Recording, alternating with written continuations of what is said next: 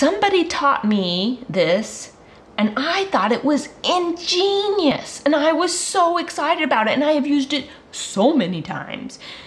And so I'm going to teach you. Hey, it's Amy on A Lolly Life, and the question of the day is, how do you put up curtains with just a hammer and a screwdriver when you know that these like little drywall anchors that they send in with the curtains, that you have to have a drill to put them in? I should have like visual aids for this. Hold on. Ta-da! Hammer and screwdrivers. The other thing that we're going to cover today is some very basic drywall fixing on how to fix the little holes if you put your drywall anchors in the wrong spot or you want to remove drywall anchors. And I have a little tiny trick that makes it so much easier to do that. The important thing about the couple screwdrivers is that one of them is a skinnier one and one of them is slightly fatter.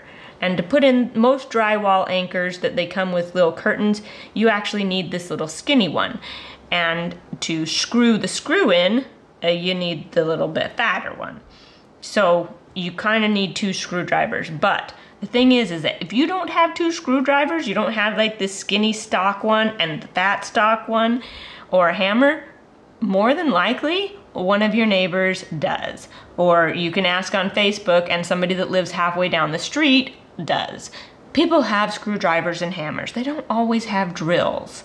So this video is not about the decorative aspects of putting curtains up. I'm not going to tell you that you should put the curtains up higher than the window frame or wider than the window frame or all the other little tricks that are out there to make them look better. This video is strictly just the fundamentals of how to put the drywall anchors in, how to get the curtain rod up, the mechanics of it.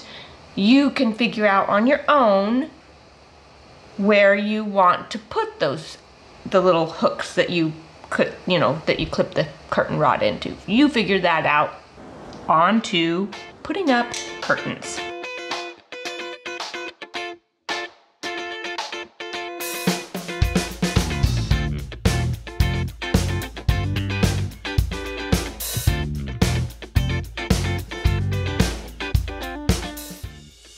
This is where I need to put my drywall anchor, right there, and one up here so that the screws go into those two spots.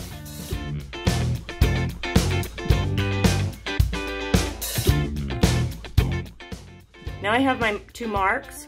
I'm going to pound in my screwdriver here, and then I'm going to come up and put my screwdriver up in this one and pound it in.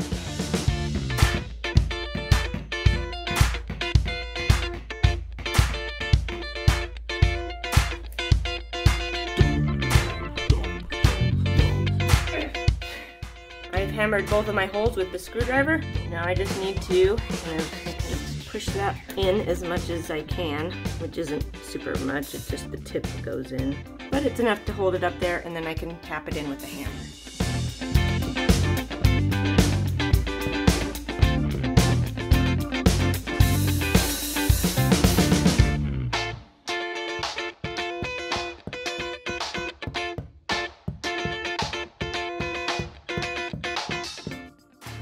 Then it's just a matter of putting the screws in through the drywall anchor.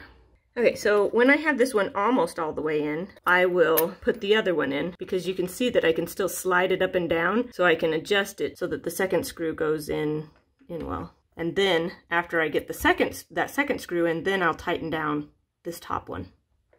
So you might be wondering what you would do if you happen to hit a stud, because obviously if you have a stud in the wall behind, you can just screw directly into the stud you don't need a drywall anchor. And so when I'm doing this with a hammer and screwdriver, I do not have a stud finder, and so yeah, you can tap on the wall and figure out where the studs are if you're like extra fancy. My ears don't work like that.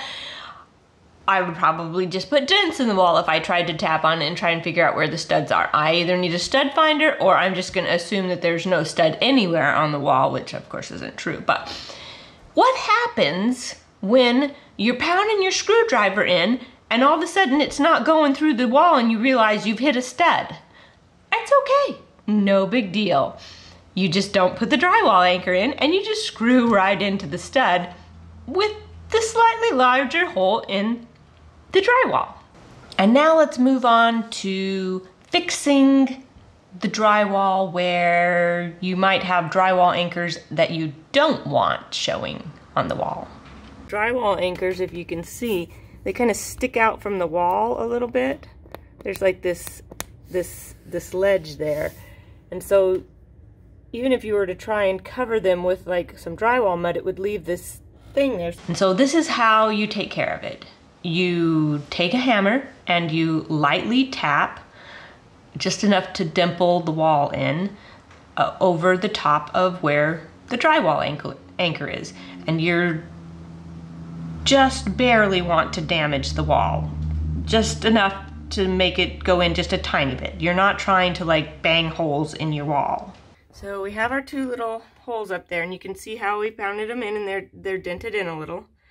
And we have a little bit of drywall mud. And we are just going to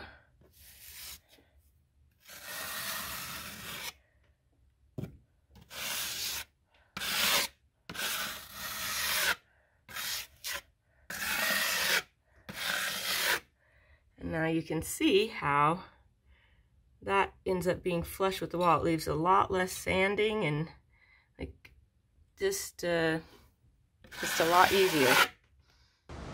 So that's the end of the drywall anchor episode. I'm so glad that you're here with us on A Lolly Life, and I'm just super thankful for those of you who have subscribed and that like my videos and comment and things like that. That means the world to me, and I really, really appreciate it. And I will see you next time on A Lolly Life.